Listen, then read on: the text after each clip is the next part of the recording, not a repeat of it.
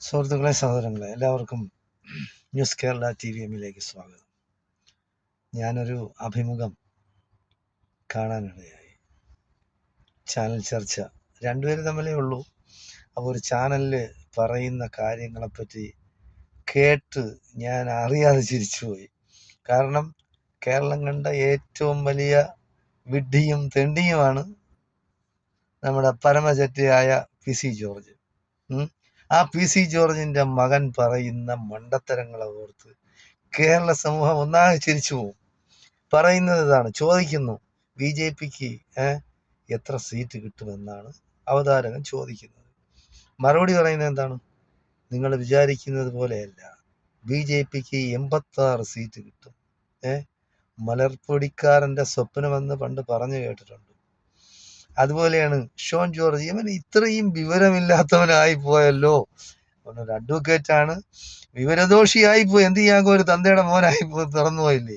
ആ തന്ത പറയുന്ന എല്ലാ വിഡ്ഢിത്തരങ്ങളും മണ്ടത്തരങ്ങളും തന്നെയാണ് മകനും പറയുന്നത്. മുല്ലപ്പൂമ്പൊടി ഏറ്റ് കിടക്കും കല്ലിനുമുണ്ടൊരു സൗരഭ്യമെന്ന് പണ്ട് കവി പാടിയിട്ടുണ്ട്. അതുപോലെയാണ് ആ തന്തയുടെ മകനായി ജനിച്ചു പോയില്ലേ. എന്ത് വിഡ്ഢിത്തരവും പറയാണ്. കേരള സമൂഹത്തിന്റെ അടുത്താണ് ഈ പൂഞ്ഞാറ് സിംഹവും അവന്റെ മകനും കൂടെ ഇരുന്ന് പറയുന്നത്. എന്താണ് പറയുന്നത്? പണ്ട് സുരേന്ദ്രൻ പറഞ്ഞു, കഴിഞ്ഞ ഇലക്ഷൻ കാലത്ത് പറഞ്ഞതാണ്, BJP 36 സീറ്റ് പിടിക്കും, കേരള ഭരണവും പിടിക്കും. കാരണം 36 സീറ്റ് കിട്ടിക്കഴിഞ്ഞാൽ ബാക്കി ആളുകളെയൊക്കെ അവർ വിലക്കെടുക്കും. കാരണം ആയിരക്കണക്കിന് കോടി അവരെ കയ്യിലുണ്ട്, പൈസ ആവശ്യം പോലെ ഉണ്ട്. ചാക്ക് കിട്ടല് ഹെലികോപ്റ്ററിലും മറ്റതിനുമൊക്കെ കൊണ്ടുവന്നതുപോലെ ഇനി അവർ എത്ര ആയിരക്കണക്കിന് കോടി വേണമെങ്കിലും ഇറക്കി MLA വാങ്ങിക്കുമെന്നും പറഞ്ഞാണ് 36 സീറ്റും ബാക്കി ഭരണവും കിട്ടുമെന്ന് പറഞ്ഞത്. ഒരു സീറ്റ് പോലും, 140 സീറ്റുള്ള കേരള നിയമസഭയിൽ ഒരു സീറ്റ് പോലും കിട്ടിയിട്ടില്ല. ആ സുരേന്ദ്രനെയാണ് ഇവൻ പൊക്കി പറയുന്നത്, ഈ ഷോൺ ജോർജ്. ഇത്ര വിവരക്കേട്.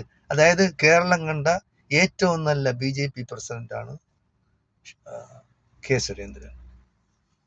ഉള്ളി സുരേന്ദ്രനെ കേരളത്തിലുള്ള എല്ലാവർക്കും അറിയാം. ഏതൊക്കെ തരത്തിൽ ജാട കാണിച്ച്, എന്തെല്ലാം കാപഢ്യങ്ങൾ കാണിച്ചാണ് പ്രസിഡന്റായിട്ട് കുറെ നാൾ ഇരുന്നതെന്ന് എല്ലാവർക്കും അറിയാം. എന്തോ ആയിക്കണ്ടോട്ടെ, അതൊക്കെ അവരുടെ രാഷ്ട്രീയം. രാഷ്ട്രീയക്കാരെന്ന് പറയുന്നത് അവരെ വിശ്വസിക്കാനേ കൊള്ളൂല. കാപഢ്യക്കാരും വഞ്ചനയും ചതിയും സ്വന്തം താല്പര്യങ്ങൾ സംരക്ഷിക്കാൻ വേണ്ടി ഏത് നിറത്തോടും അവർ കൂടും, ഏത് കൊടിയും അവർ പിടിക്കും, ഏത് മണ്ടത്തരവും അവർ വിളിച്ചു വിളറിയും, ഏത് വിഡ്ഢിത്തരവും അവർ കാണിക്കും, ഏത് വിഡ്ഢി വേഷവും അവർ കെട്ടാൻ തയ്യാറാണ്. അതുപോലെയാണ് ഇപ്പൊ ജോർജിന്റെ മകൻ പറയുന്നത്. പാലായിൽ ജോസ് കെ മാണിയും മാണി സി കാപ്പനും ഷോൺ ജോർജിന് പാലായിലെ സീറ്റ് കിട്ടണമെന്നാണ് പറയുന്നത്. ശരി, ഷോൺ ജോർജിന് പാലായിലെ സീറ്റും കൂടെ കൊടുത്ത് ഇവർ 3 പേരും കൂടെ മത്സരിച്ചാൽ എങ്ങനെയാവും എന്നാണ് അവതാരകൻ ചോദിക്കുന്നത്. മറുപടി പറയാണ്, ഞാൻ 20,000 വോട്ടിന്റെ ഭൂരിപക്ഷത്തിൽ ഞാൻ അവിടെ ജയിക്കും. പാലായിൽ ജോർജിന്റെ മകൻ 20,000 വോട്ടിന്റെ ഭൂരിപക്ഷത്തിൽ ജയിക്കുമെന്ന്. എന്താണ് വിഡ്ഢിത്തരം പറയുന്നത്? ഇവൻ ജയിക്കട്ടെ, ഇവനെ നിർത്തണമെന്നാണ് എൻ്റെ അഭിപ്രായം. അതായത് തന്തയെ പോലെ മോനെ തോൽപ്പിച്ച് കൈ കൊടുക്കണം.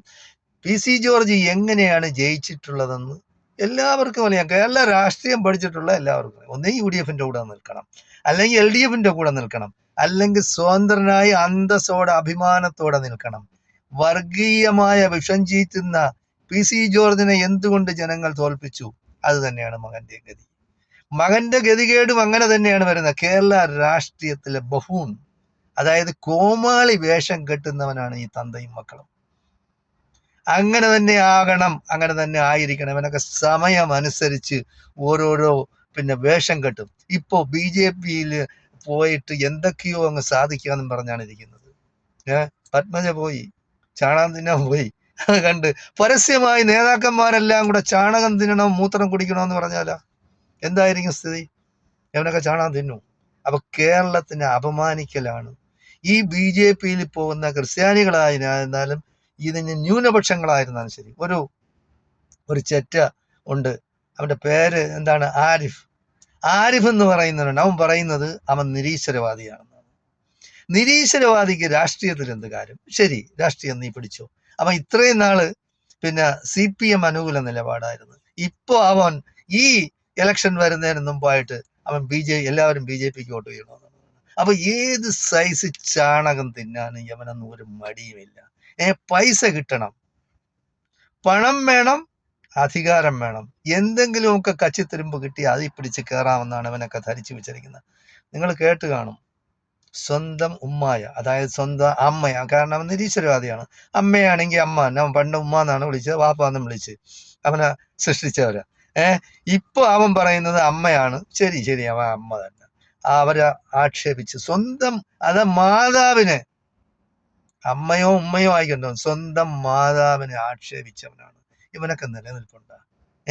യവൻ നിൽക്കുന്ന ആ ഭൂമി പിന്നെ വിണ്ട് കീറി യവൻ അതിനകത്ത് ഇറങ്ങിപ്പോണം. സ്വന്തം മാതാവിനെ ആക്ഷേപിക്കുന്നവന് അവന് ഈ സമൂഹത്തിൽ എന്താണ് വില? നിരീശ്വരവാദിയാവട്ടെ, ഈശ്വരവാദിയാവട്ടെ, രാഷ്ട്രീയമുള്ളവനാവട്ടെ, രാഷ്ട്രീയം ഇല്ലാത്തവനാവട്ടെ, സ്വന്തം മാതാവിനെ ആക്ഷേപിക്കുന്നവൻ ഇത്രയും വൃത്തികെട്ട ഒരു ജന്തുവിന ഞാൻ ഇന്ന് വരെ ഈ ലോകത്ത് എവിടെയും കേട്ടുകേഴ്വി പോലും ചെയ്തിട്ട്.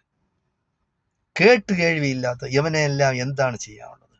യവന്റെ ഒന്നും പേരിൽ കേസെടുക്കാൻ നിയമമില്ല. സ്വന്തം മാതാവിനെ ആക്ഷേപിക്കാൻ, പ്രസവിച്ച്, അതായത് 9 മാസം 10 മാസം ഗർഭം ചുമന്ന് കൊണ്ടു നടന്ന് കഷ്ടപ്പെട്ട് ബുദ്ധിമുട്ടി അവനെ പ്രസവിച്ച് പാലൂട്ടി വളർത്തി വലിയ ആളായപ്പോ അവൻ നിരീശ്വരവാദി. ശരി, നീ നിരീശ്വരവാദി, സ്വന്തം മാതാവിനെ ആക്ഷേപിക്കും ആരെങ്കിലും?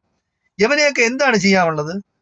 യവനെയൊക്കെ ചാട്ടവാറിന് പരസ്യമായിട്ട് അടിക്കണം, പിടിച്ചു കെട്ടി പരസ്യമായിട്ട് അടിക്കണം, സ്വന്തം മാതാവിനെ.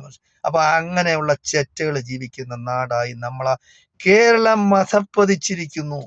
ഇതിനെന്താണ് പ്രതിവിധി? മനുഷ്യരുടെ മനോഭാവത്തിൽ വന്ന മാറ്റം എന്താണ് കേരളത്തിൽ? അപ്പോൾ മനുഷ്യന്മാർക്ക് ബുദ്ധി ഇല്ലാതാവുന്നതെന്ന് പറയുന്നത് വിസർജ്യം കഴിച്ചു തുടങ്ങുമ്പോഴാണ്. വിസർജ്യം കഴിച്ചു തുടങ്ങുമ്പോൾ അവൻ മനുഷ്യനല്ലാതാവും. കാരണം ഇപ്പൊ പറയുന്നത് എന്താണ്? ഭാരതം മാതാവാണ്, പശു മാതാവാണ്, ഭൂമി മാതാവാണ്. സ്വന്തം മാതാവിനെ എവിടെ? നിന്നെയൊക്കെ പിന്നെ ഗർഭം ചുമന്ന് വളരെയധികം കഷ്ടപ്പെട്ട് ബുദ്ധിമുട്ട്, അവർ ഉറങ്ങാൻ പോലും ബുദ്ധിമുട്ടാണ് ഒരു മാതാവ് ഒരു കുട്ടിയെ പിന്നെ ഗർഭം ചുമക്കും. അത് നമ്മൾ മനസ്സിലാക്കാതെ, ഇടത് സൈഡ് ചരിഞ്ഞു കിടക്കാനൊക്കില്ല, വലത് സൈഡ് ചരിഞ്ഞു കിടക്കാനൊക്കില്ല, നിവർന്ന് കിടക്കാനൊക്കില്ല. അങ്ങനെ കഷ്ടപ്പെട്ട് ബുദ്ധിമുട്ടി സ്വന്തം മക്കളെ, അത് ആണാവട്ടെ പെണ്ണാവട്ടെ, പ്രസവിച്ച് പാലൂട്ടി ഏതെല്ലാം തരത്തിൽ എന്തെല്ലാം വികൃതികൾ മക്കൾ കാണിച്ചാലും അവരെ സ്നേഹത്തോടുകൂടി ലാളനയോടുകൂടി അവരെ വളരെയധികം കരുതലോടുകൂടി പരിപാലിച്ചു പോരുന്ന സ്വന്തം മാതാവിനെ വൃദ്ധസനത്തിലും മറ്റിടത്തും മറിച്ചെടുത്തുമാക്കി ആക്ഷേപിക്കുന്ന ഈ പിന്നെ ഇത്രയും വൃത്തികെട്ട മനസ്സുള്ളവരാണ് പറയുന്നത് ഭൂമി മാതാവാണ്, പശു മാതാവാണ്, ഈ ഭാരതം മാതാവാണ്. സ്വന്തം മാതാവ് എവിടെ? നിങ്ങൾ എല്ലാത്തിനെയും മാതാവായ, അപ്പൊ മാതാവിന് എന്ത് വിലയാണ്?